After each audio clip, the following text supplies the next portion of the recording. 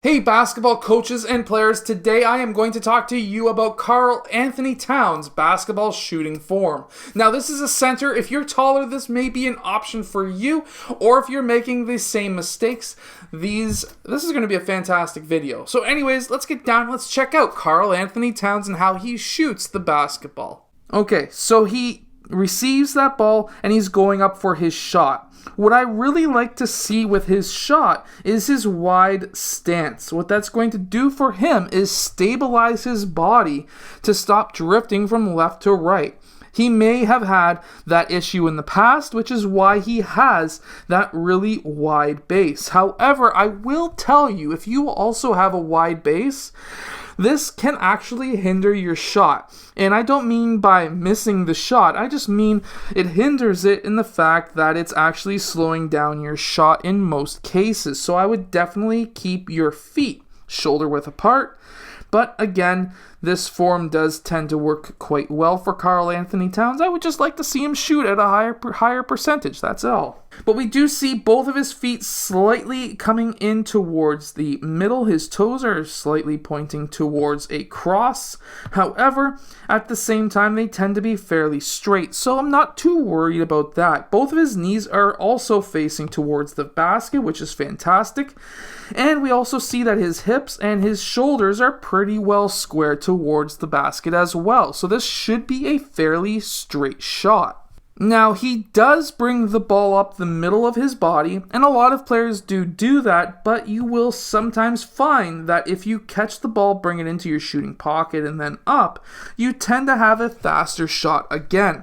And especially being a center, being already not the quickest player on the court, between bringing the ball up the middle of his body and having a wide stance, if he was to fix this just a bit by bringing it more towards his right side of the body, getting these legs closer together, that's going to make a huge difference. That could be a whole 1/10 of a second difference at most. And that could be the difference between having a contested shot and not having a contested shot. When he brings that ball up to his shooting set point, we see that the set point is going to be right above and basically right at that right eyebrow. And then from there, we also see that his left hand is straight up on the ball. We also see that a lot of his palm is on the ball, but there is a little bit of a shadow there. So I do assume that there is a little bit of space between the palm and the ball, which will give him more control over that ball. However, for a bigger player with bigger hands, sometimes having the ball on your palm is beneficial for having a straight shot. So that could be the reason why he has that.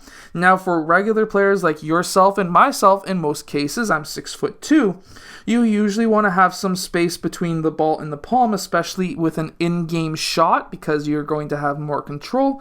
At a free throw line, you could practice having no space between your palm and the ball, and some people do, or some players do have benefits of more of a straighter shot at the free throw line, but again, that does not help me, but it does help some players. When he goes up for his shot, he's able to release.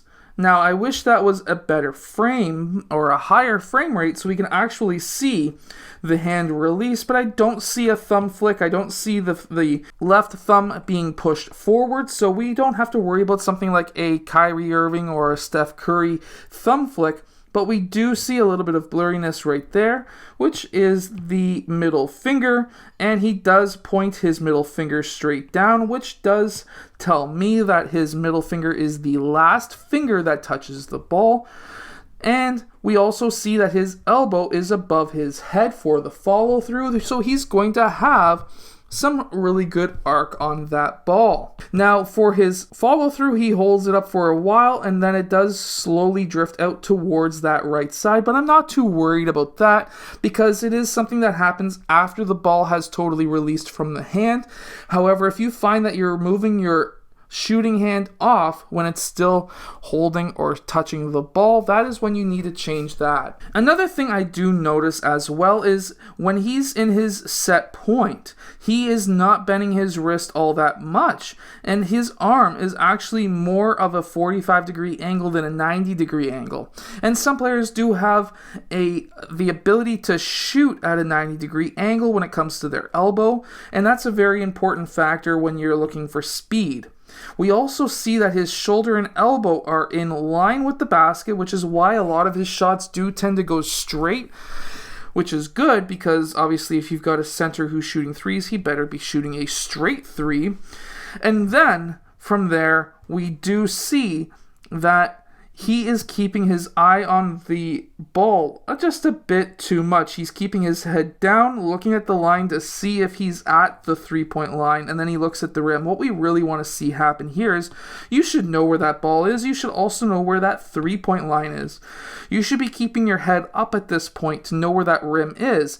That to here is not enough time to get an accurate representation of where that rim is, which is why sometimes we do see him shoot the ball long or short when it comes to three-point shots in game. Now, I hope that you have enjoyed today's video. If you have, hit that like button, subscribe, go check out and subscribe to my channel there and other videos right here. I hope that you have enjoyed. See you guys next time.